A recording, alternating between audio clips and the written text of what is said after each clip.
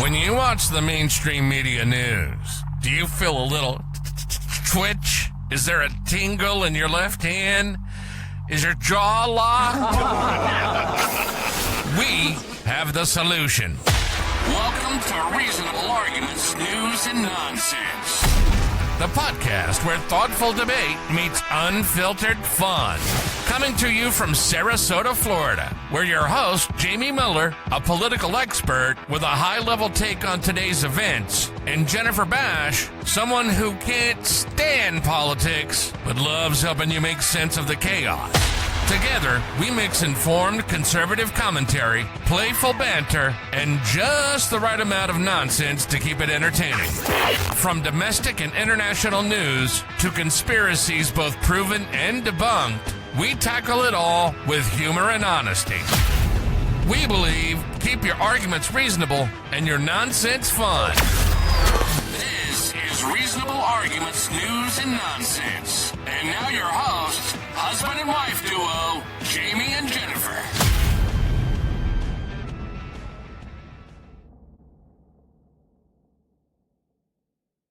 Hello, Jamie. Where are you? Where'd you go? There you are. Hey, I'm back just like Trump. Oh my gosh. All First right. 48 hours, baby. First 48 hours. Sorry, I look like I'm in the frozen tundra. It is the frozen tundra here in Florida. We are even the part of Florida where it's not snowing. And Oh my gosh. I don't think it got above 46 degrees here in Sarasota today, which has to be a record for a low high. Yeah, it's ridiculous. Yeah, too It's cold. awful. All right. So, boy, did Trump do it now, huh? Or undo it? How do we say it? Yeah, well, Let's get into it. One thing he's going to do is, and I don't see why this is controversial at all. Federal employees are going back to the office instead of working from home and taking their life work balance at the expense of our tax dollars. So have they been home for 4 years, or is this like a... Yeah, since COVID. Oh, yeah, they really? Biden never made them go back to work after COVID. Wow. So, and now everyone's like, oh, I can't take my kids to school and pick them up to school because I'm going to have to go. I actually had somebody on my Facebook, on the Facebook page say, I'm going to have to now take sick time to go to the doctor. Well, you defrauded the federal government by using your regular time to go to the doctor. And well, I'm going to tell you how bad are the systems in place that the federal government has that they aren't able to track movement on computers or whatever? Or they certainly have the ability to. You had the ability to when your team worked from home, right? Absolutely. You knew how many hours not only how many hours were they active and logged into the computer, but how many hours they were working on keystrokes, right? Yeah, absolutely. And so certainly there's programs that can make sure that folks aren't taking an hour off twice a day to go take their kids to school, sit in line and pick them up and do all the things that they want to do while they're supposed to be working. And so this certainly, listen, the average wage in Detroit, Michigan, which is where somebody had this argument. They're like, well, in Detroit, Michigan, a waiter or a bartender makes $60,000 a year. I was like, yeah, you know what? The median wage in Detroit is $60,000 per year. The median wage of a federal government worker, do you know what that is? Oh God, it's probably going to make me sick. 75? 80,000 per year. Wow. The median wage is 80,000 per year. So 33% more. And now they're complaining that they're actually going to have to go produce for a living. And now so what kind of jobs are these? Like they're all sorts of jobs, like in every department across all, the Social Security Administration, the VA, the Department of Agriculture, across all departments. Oh, wow. Yeah. Okay. So, if you're a federal worker watching this, thank you for going back to work and doing your job. So I appreciate you. The next thing that is. I guess we forgot to tell everybody that we are unfiltered and unedited. That is why you now see a cat laying on my shoulder here. So this is Nugget. Welcome to our podcast. Are you welcoming Nugget or introducing Nugget to the podcast? Yeah, absolutely. Yeah.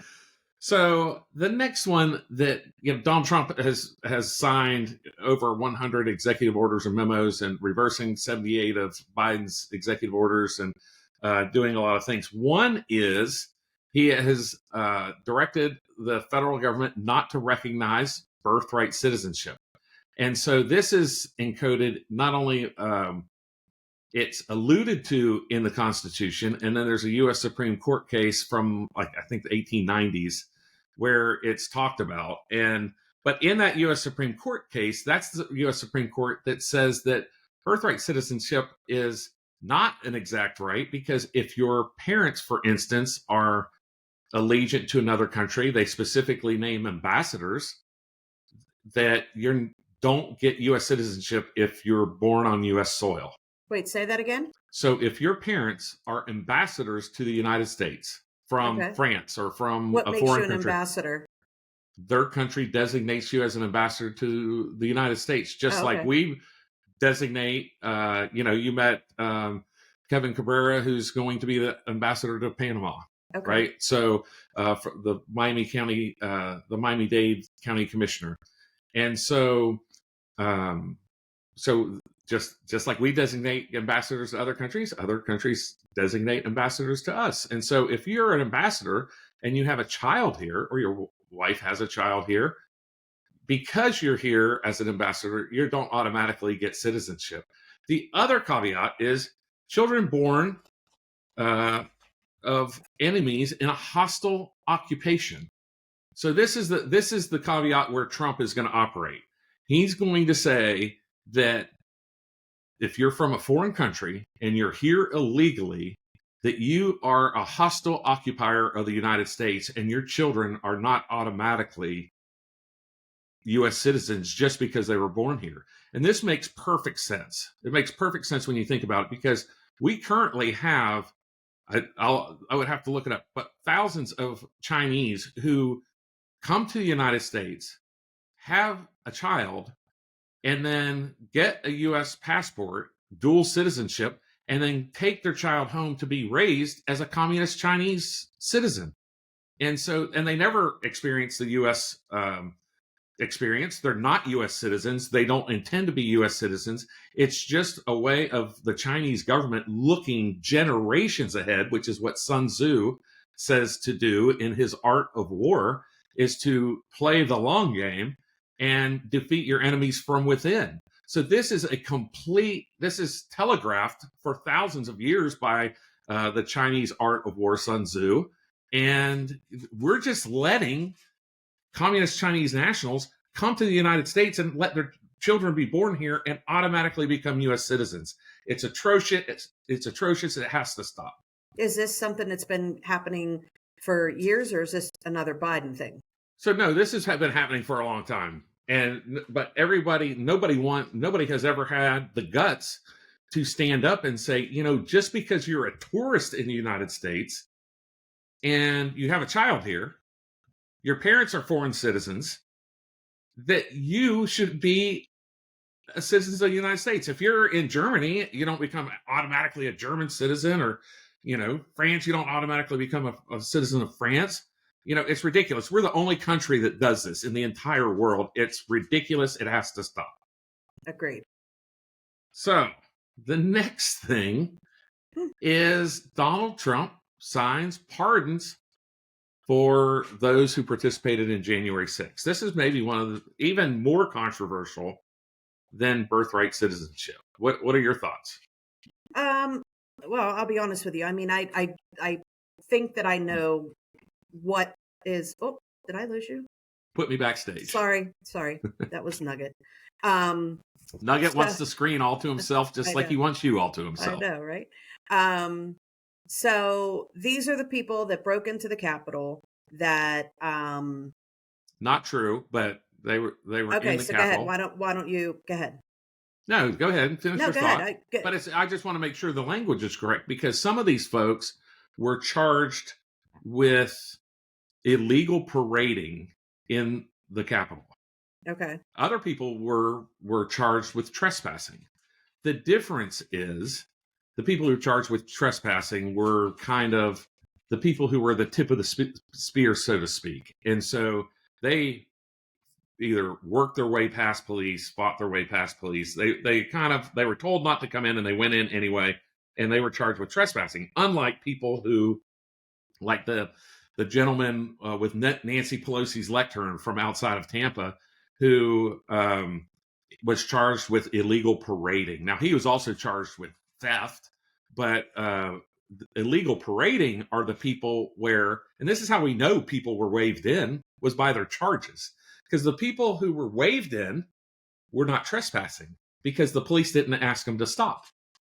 So they were parading? So they had an illegal parade in the Capitol. And so now there was a lady today, and all these folks, a lot of these folks who were convicted, signed plea agreements so they didn't have to do much jail time. The federal government threatened them, made them sign what amounted to lies. One lady came out, now that she's pardoned, said, I'm a 70-year-old woman. Do you know what I was charged with? And they're like, tell us what you were charged with. I was charged with stealing a desk. And she goes, I can't carry a desk.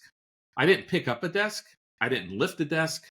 I put my hand on a desk as I was resting.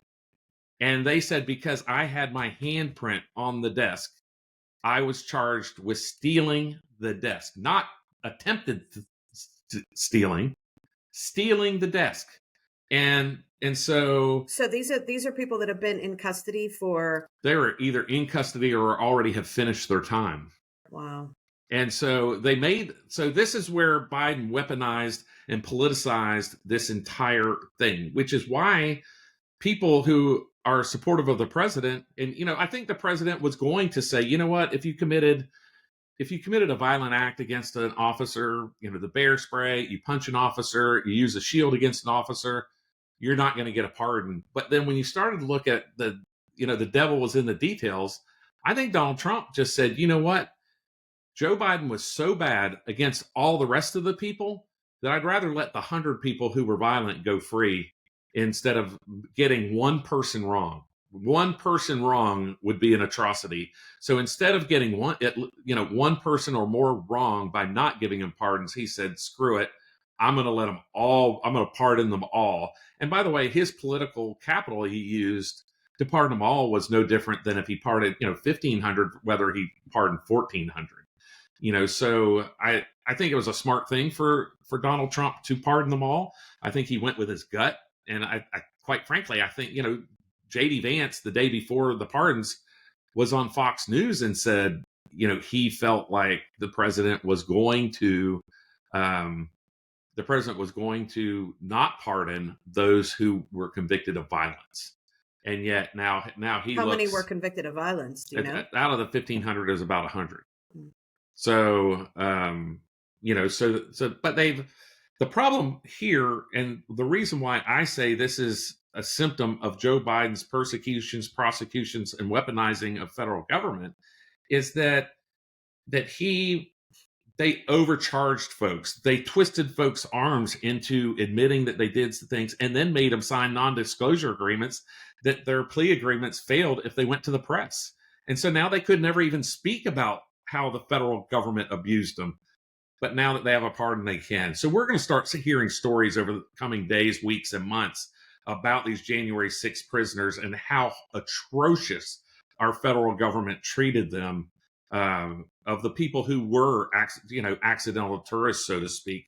And then you add on to it the number of people who were not prosecuted, including U.S. Senator Tim Kaine's son, who stormed the Michigan Capitol during that riot, and the Black Lives Matter riots. So there were two levels of justice for Democrats and Republicans. And so I think through all of that, people said, this is enough. This is another thing where it's better to let an extra 100 people go free than 1,400 people be wrongly accused, lied to by our government, and completely, abused by our government, some without due process.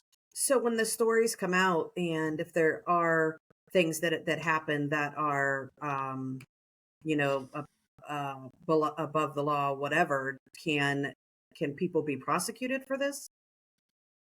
So can Like can people, well, the no, people police have, police are protected by a U.S. Supreme Court decision that, uh, gosh, what was it called? Felix versus something, that allows the government to lie to those who are accused.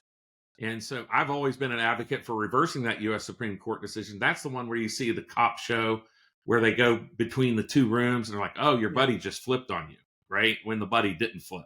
right. And so it's that U.S. Supreme Court decision that allows our government to lie to us when we are being accused of a crime, and that should not be allowed under any circumstances. I don't think it should be allowed under murder investigations. Our government should not be protected by law, allowing them to lie to us Right. under any circumstances. And so I believe that particular U.S. Supreme Court case should be reversed. Now, can these people who have been pardoned, can they do some kind of lawsuit for anything? Can who I don't believe so. I don't believe so. They just have to be happy that they're out and all of that. Well, here's the thing: they can now vote, and they can now own a gun. So there's a lot of, they're no longer felons. Are you trying to multitask? What are you doing? So I was looking up the U.S. Supreme Court case. It's United States versus Alvarez. Nope. Nope. New York Times or something. That's not it. Do we care about that right now? Probably not. I wanted to cite it, but okay. Just it escaped me, and so then it made me mad, and I wanted to look it up. So anyway, and we know that people were not prosecuted to the greatest extent of the law in Black Lives Matter, and especially in Senator Tim Kaine's son's case in Michigan. He wasn't prosecuted at all. And they have him clear as day breaking in to the Michigan Capitol during when they were rushing the Capitol to protest the governor. So, you have any more questions about that one? No, I'm good. So the next one is the disgusting display by the Episcopalian minister bishop at the church service that is traditionally a president and vice president go to a church service the day after they are inaugurated. And this Episcopalian minister decided to lecture the president on woke, DEI, LGBTQ issues, and really a disgusting display of someone truly feeling holier than thou. And, I commended Donald Trump for not getting up and walking out. I mean, I believe that it probably took everything he could to say, to stop himself from standing up and saying, this is blasphemy, number one. And how dare you, number two, and just leaving the church service. And if you look at the church service, of course, the memes of J.D. Vance's eyebrows and forehead and everything else. Like I don't know if he's a great poker player or the worst poker player on the face of the earth, but you could just be like, the whole thing in his head, you could just be running through his mind was, boy, is this a load of crap. And why, and I believe that the Episcopalian Church should either fire this minister or they should have their tax exempt status removed. And I know that's a bold statement, but you can't have the president of the United States and have someone from the pulpit preaching a political message that the country just in November rejected. And just because you have the president's ear, you're going to try to shove it down his throat. So she should either be fired or that church should lose their tax exempt status and they should start paying taxes. Okay. You don't have anything about churches' tax exempt status? Nothing? I believe in God, and I don't necessarily believe in church. I mean, I guess I look at the other side. If you had the opportunity to have Trump in a room and you could deliver a message, would you do it? Would I be respectful? Yes, that was disrespectful. Jamie, if you No, had Trump in a room and no, there was it's the something that you president of the two United did not States. agree, you would try to do something So to if I get have your Trump message. if I have Trump in a room and I say, Mr. President, what a failure on your part for wanting to go to standard time full time. Any idiot knows that it should be daylight savings time Did full she say it time. like that? She was that blunt and that rude. Like, she was that rude. She wasn't maybe that rude, but she didn't call him a name, right? But it was disgusting, and she shouldn't have done it. It was disrespectful to the president. It was disrespectful to the United States, and it was a political message from a pulpit. How many I'm not a people? minister, so if you're giving a political message from a pulpit, you should pay taxes. That's the rule. And in fact, Biden and even Obama tried to tax churches that had politicians speak, even though Democrat churches have politicians all the time, and they never threaten them to rescind their tax exempt status. But if Republicans do it, we get our tax exempt status rescinded. Another example of two tiers of justice in the United States. Has that happened to a Republican church? Yes. Okay. Yes. I'll find an example. I'll put Okay. I'll put it in the minutes. But yes. Okay. So I mean, I don't agree with it. I don't. I can see it both sides. Like I said, she had the platform, she had his attention, and she took advantage of it, right or wrong. And I can understand that part of it. But it's up to him now how he chooses to handle that. So. You were right when you said wrong. So one of the biggest issues of this election, and certainly Donald Trump acted immediately, is ending DEI in the military. He has shut down every DEI department in every single federal agency. They were required to leave work today at 5 p.m. and with pay. And they are trying to figure out how to restructure those folks if, in fact, they're qualified to come back to work within the department. So DEI is gone from our military and federal government. Well, that's good. I mean, it should have been done. And I mean, so what's the next step with DEI? I argue that we should call the Department of Education a DEI department and just ban it from using the executive order. That will not happen. But I do think this is a step in the right direction because from me ranting around the house that I believe that racism is going to exist in our country as long as our government uses race to bait us against each other. And the government does that by asking our race on questions. And they're like, oh, we're just collecting data. Why? Why is the government collecting data based on race? Because they make decisions based on race. And when they make decisions based on race, whether that's home business loans or college admissions or FEMA or anything or job applicants, if they're making those decisions based on race, the government is being racist. And so the only way to require our government to stop being racist is to take those questions off of every government form. The government has no business asking race of anyone for any reason, anywhere, anytime. I would agree with that. That was too easy. That's too easy, Dave. That was something that I learned on TikTok where, shut up. I learned on TikTok, and when it was the congressional meetings with the airlines, because the airlines are collecting that information prior to you getting your seat assignments or yeah, thank you, baby. Getting your seat assignments. So they're asking, your race and your gender and everything before that. And they admitted that it changes your seat assignment depending on your answer. In what way? Like what did it explain how? Just your seats change depending on your race and all of that. Does the price change? The price does change. Wow. Okay. Yeah. That's news. I did not know that. Start watching TikTok more. It's back. So we're getting rid of not only DEI, we're going to get rid of government racism, right? Hopefully. That's the next step. So do you even think that that's in the cards? I mean, is that even being looked at? Is that just in your mind? Are you going to bring that? We're going to bring that to the surface. We are the tip of the spear on that one. And I think I've been the tip of the spear. Honestly, I've been the tip of the spear.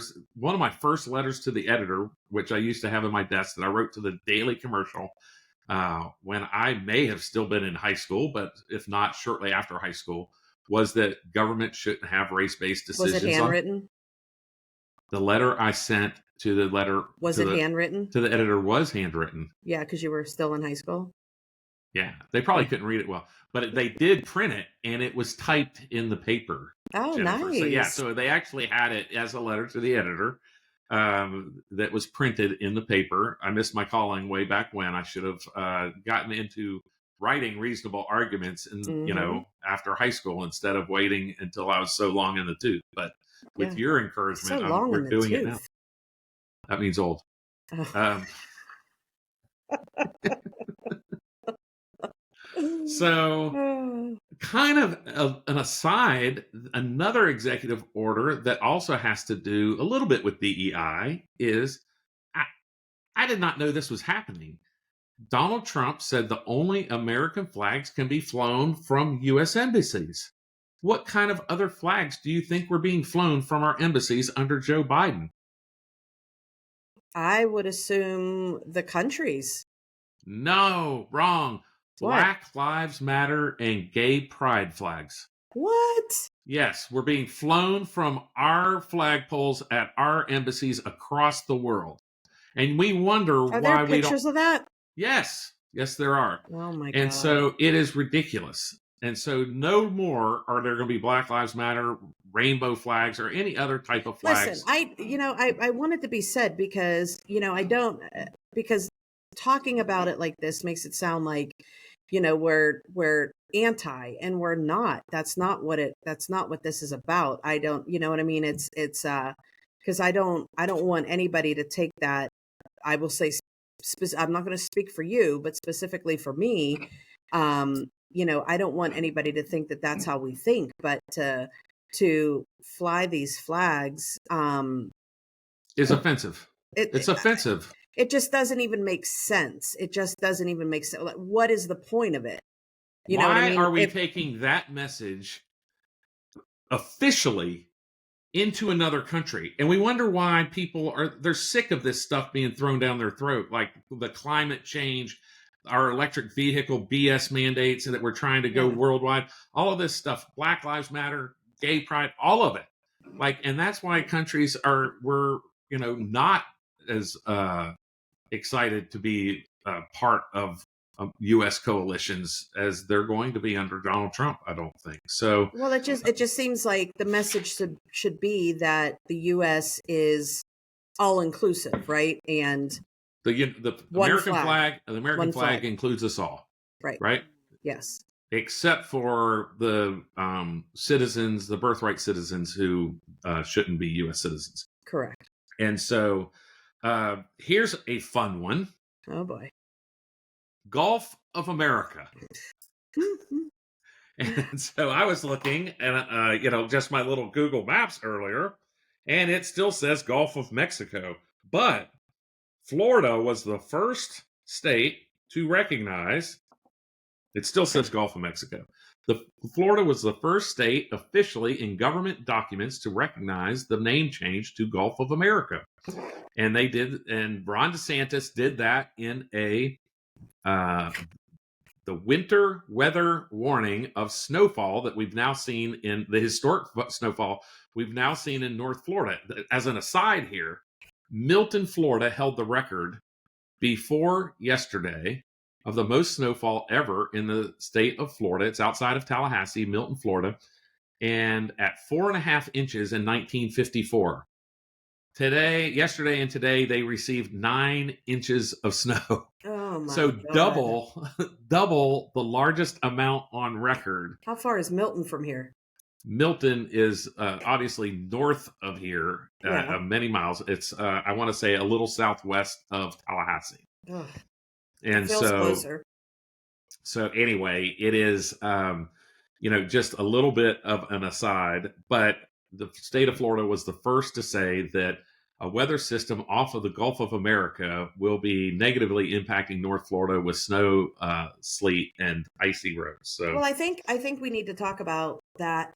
Um, him doing this is not a joke. It's not a I'm the president and look at what I can do type thing. It's not that there's benefits to changing the name for this, correct? well, Joe Biden on his way out said we're not going to renew leases in the Gulf of Gulf of Mexico, and so now look how quickly it changed in my Yeah. mind. And so, but maybe Trump can renew some of those leases off of Texas and Louisiana in the Gulf of America. That's probably for a court to decide. But I think more importantly, from an international standpoint, it puts a marker down for Cuba, Russia, and China, who want to rape the Gulf of America's natural resources, natural gas, oil, and they don't care about the environmental concerns of, let's say, Florida's beaches, right? So, I think it's a way of Donald Trump saying we are going to fight for this tooth and nail, and so much so that we are renaming it the Gulf of America. So, I do think from a posturing standpoint, it makes a lot of sense.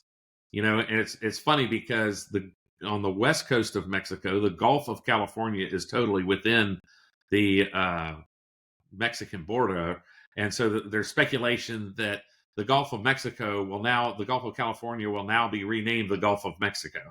So Oh, really? it could be possible that the Gulf of Mexico just switches coasts for the Mexican people, and the Gulf of America will be seen as the name of the body of water formerly known as the Gulf of Mexico. Oh, wow. So then what does that do with immigration and everything? Like, is that going to open up borders over there? No. No. But one of the asides of this whole thing, I wish I was in the street sign business, because everybody's going to have to change Gulf of Mexico Drive on Longboat Key and everywhere on the Gulf of Mexico throughout all the Gulf states to Gulf of America, right? Like, so now what does that do? Like, what's the unintended consequence for the post office?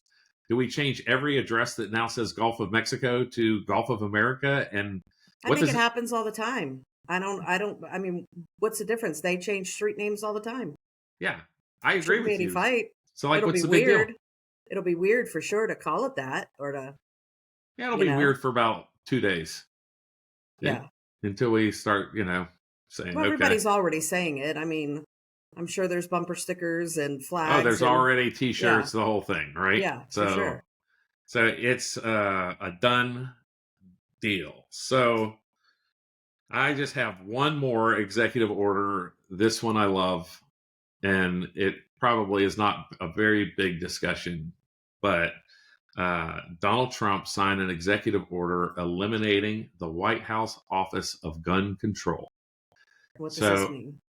Well, I don't know what the White House Office of Gun Control was, but when you go back to the no-show jobs that federal employees have where they're not going to work and working from home, I was hoping to become the executive director of the White House Office of Gun Control and just collect a federal paycheck from here in Sarasota for 4 years and not do anything, because Donald Trump's not going to implement any new gun control laws. And I thought, well, that's the perfect job for me, because I can do it from right here in Sarasota, Florida, continue doing my blog, continue with the podcast with you, or my Substack, and collect a federal paycheck. But he also signed the executive order saying that's not possible anymore. So, and he got rid of the, White House Office of Gun Control. So I guess I'm just SOL when it comes to working for, the White House Office of Gun Control. Oh no, you missed your calling. Yeah, that was perfect for me, wasn't it, babe? Like, so that was, of course, he assigned, Oh, he God, assigned, excuse me. We he have the had, fireplace on, and the we don't smoke have is it going on. We in. have it burning. We have it burning. Oh, yeah. And It's killing me. the wood's probably not exactly cured because it's from a Ugh, tree that fell down in the hurricane. So the terrible wood's in here. not quite dry enough, but it is burning now. So that's at least a Oh, it plus. certainly is. At Holy least the cow. smoke hasn't gotten down to here. But we are those, you know, of course we could go on and talk about some of his executive orders, but I know that you like me to keep my portion to 35 minutes, and so there I am. Oh, look at you. 30 seconds over. 30 And that seconds was just, over. but I'm going to say that 30 seconds was covering for your cough. So Thank you. I Yes. finished within my 35 minutes. All right. So my stories are they were actually part of the top Florida man stories of 2023 Or and 23 or 24? 23. 24 Okay. hasn't come out yet. So one of the ones I wanted to talk about was a Florida woman who in Tampa, or no, I guess it was the Boca Raton Planning and Zoning Board meeting on March 2nd, 2023. And she had an unusual request. She asked the board to designate March 10th as Sugar Daddy and Mama Appreciation Day. So she said, Boca is the perfect place for that. right. So she said she identified herself as Ashley Cream, and she stood up to speak after the board discussed amending city code regarding storage of flammable liquids. An elderly man stood up from a wheelchair and walked beside her to the podium. And Cream told the board members they were looking absolutely fabulous and a little bit serious before saying she appeared before them as a concerned citizen and voter. She says, "You guys may not be aware, but Florida has the largest per capita population of sugar daddies in the U.S., Cream said, pointing out that Miami, Palm Beach, and Boca Raton have the most concentrated populace of these aged benefactors." She said sugar daddies, both gay and straight, and yes, even sugar mommies, are responsible for college educations, cars, homes, rents, jets, Birkin bags, and the occasional body enhancement, although she said not her. Hers are real. And she said the aged benefactors support the local economy. And she said, "I'm requesting that you decree a Sugar Daddy and Mommy Appreciation Day on March 10th to honor those who have given so much. Thank you, and I love you all. Bye." Is So there a significance behind March 10th? I don't know that answer. But the board members, I guess, all seemed very puzzled by the request. So her and the elderly man he got back in the wheelchair and she wheeled him out. And I don't think March 10th has been classified as Sugar Daddy and Sugar Mama Day. You know, but she gave it a try. why the heck not? Right? Why not, right? Yeah. And my other story is, let me find it here. Is so this Florida man, he was in Lakeland, and this was on October 17th of 2023. That's in Imperial Polk County, everybody, Lakeland. Okay. He tried to evade deputies through an unconventional means when they tried to arrest him for aggravated battery, the Polk County Sheriff's Office said. So they said about 2:45 p.m., deputies went looking for Johnny Yates, 41 years old, at a home on West 10th Street. But Johnny figured that he would, make sure that the police didn't look for him there. So he put up a whiteboard on the front of the house that said, "Johnny Yates does not live here," just so the police would not check there for him. But they thought, you know what, we should probably check. So they commanded over the loudspeaker to Yates to leave the home, but nothing happened. After about an hour, nothing happened. So they used smoke to get him out. Nothing happened. So then they sent the canine in, and they found him hiding in modified chest of drawers. And the affidavit said after his arrest, Yates told deputies he ate methamphetamines and blue pills.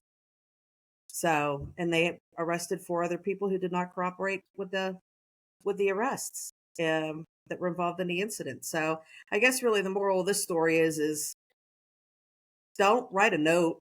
Like, don't write a note saying you're not there. I mean, that's just. Wouldn't you change the numbers on the house? Like, I mean, I love, Johnny, I love a dry erase board. The audience doesn't know this about me, but I love a dry erase board. I keep one in my office. I always the size have. Of a wall. It's about 4 by 8. Yes, yeah. It's about the size of a piece of plywood. You could actually probably cover a window with it if you had to with a hurricane. Yeah. So I think Johnny Yates literally thought that he had this figured out, like by putting that up, and I mean it looks very official. And he actually capitalized "not" and underlined it with 2 exclamation points. Oh.